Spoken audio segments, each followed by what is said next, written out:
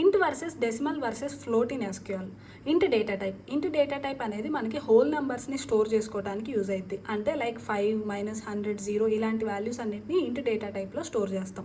Next వచ్చేసరికి decimal data type. Decimal numbers అన్ని decimal data టైప్లో స్టోర్ చేస్తాం. అయితే ఈ డెసిమల్ తర్వాత ఎన్ని నెంబర్స్ ఉండాలో మనం ముందే ఇవ్వచ్చు అనమాట. ఫర్ ఎగ్జాంపుల్ 0 నుంచి 30 దాకా ఎన్ని నెంబర్స్ అయినా డెసిమల్ తర్వాత మనం ఇవ్వచ్చు, స్టోర్ చేసుకోవచ్చు.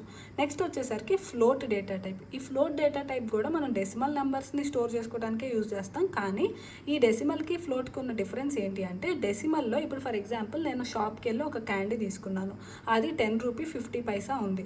నేను 10 రూపీ 50 పైసా ఇస్తాను కానీ 10 రూపీ 49, 10 రూపీ 51 అలా ఇవ్వను కదా. సో ఎగ్జాక్ట్గా ప్రిసైజ్గా స్టోర్ చేసేది మనం డెసిమల్స్లో స్టోర్ చేసుకుంటాము.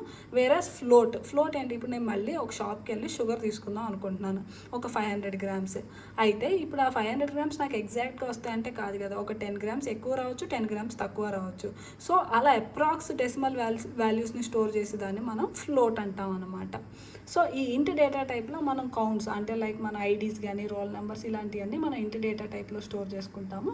డెసిమల్స్లో వచ్చేసరికి ప్రైజెస్, మార్క్స్ ఇలాంటివన్నీ డెసిమల్స్ కిందకి వెళ్తాయి. అండ్ ఫ్లోట్ డేటా టైప్లో వచ్చేసరికి కాంప్లెక్స్ క్యాలిక్యులేషన్స్, సైంటిఫిక్ డేటా ఇలాంటివన్నీ మనం ఫ్లోట్ డేటా టైప్ యూజ్ చేసి స్టోర్ చేస్తాం.